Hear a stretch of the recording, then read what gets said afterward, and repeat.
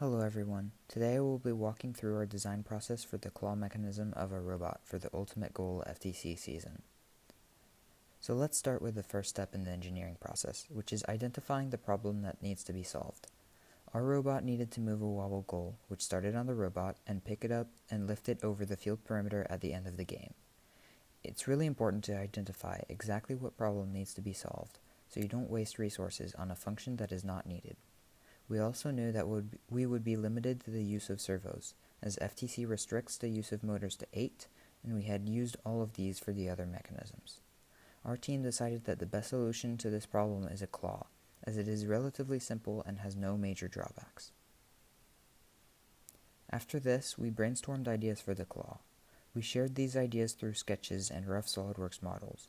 We came to the conclusion that the claw didn't need to pinch the wobble goal pole, as most claws do, and instead could just close around it and rely on the lip on the end of the wobble goal to lift it. A problem we had to work around was that keeping the claw in the air with the weight of the goal for extended periods of time would put immense pressure on the servo and would have negative effects in the long run. Also, we had to begin the game with the wobble goal on the robot, and we would be unable to power the servo during setup. To solve this, we decided to flip the wobble goal 180 degrees and rely on the central weight distribution to keep the claw from rotating. The next step was to create a more defined version on SolidWorks.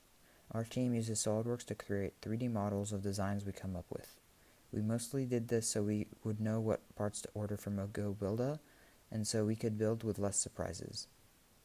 So then we ordered parts from GoBuilder and built the first model of the claw. This model had lots of issues. In fact, it didn't even work at first.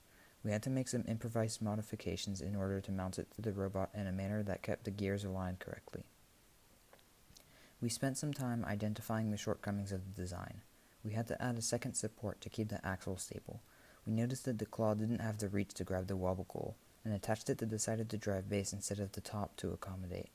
We changed the 3D printed parts so that we could mount them easier by using countersunk holes. We also noticed that the base of the wobble goal was too wide and made it challenging for the driver to pick it up. We changed this by increasing the length of the arm plate and changing the 3D print to passively funnel the wobble goal into the claw.